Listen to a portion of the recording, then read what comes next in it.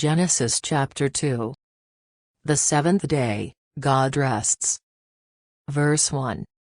Thus the heavens and the earth were finished, and all the host of them. Verse 2.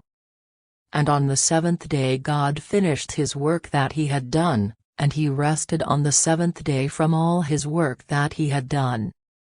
Verse 3. So God blessed the seventh day and made it holy, because on it God rested from all his work that he had done in creation. The creation of man and woman. Verse 4. These are the generations of the heavens and the earth when they were created, in the day that the Lord God made the earth and the heavens. Verse 5. When no bush of the field was yet in the land and no small plant of the field had yet sprung up, for the Lord God had not caused it to rain on the land, and there was no man to work the ground. Verse 6. And a mist was going up from the land and was watering the whole face of the ground. Verse 7.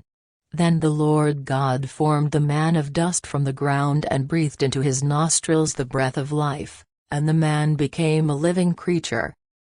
Verse 8. And the Lord God planted a garden in Eden, in the east, and there he put the man whom he had formed. Verse 9. And out of the ground the Lord God made to spring up every tree that is pleasant to the sight and good for food. The tree of life was in the midst of the garden, and the tree of the knowledge of good and evil. Verse 10. A river flowed out of Eden to water the garden, and there it divided and became 4 rivers. Verse 11. The name of the first is the Pishon. It is the one that flowed around the whole land of Havilah, where there is gold. Verse 12. And the gold of that land is good, bdellium and onyx stone are there. Verse 13. The name of the second river is the Gihon. It is the one that flowed around the whole land of Cush. Verse 14. And the name of the third river is the Tigris, which flows east of Assyria. And the fourth river is the Euphrates. Verse 15.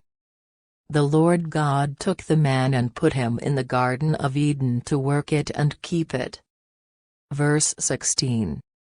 And the Lord God commanded the man, saying, You may surely eat of every tree of the garden. Verse 17.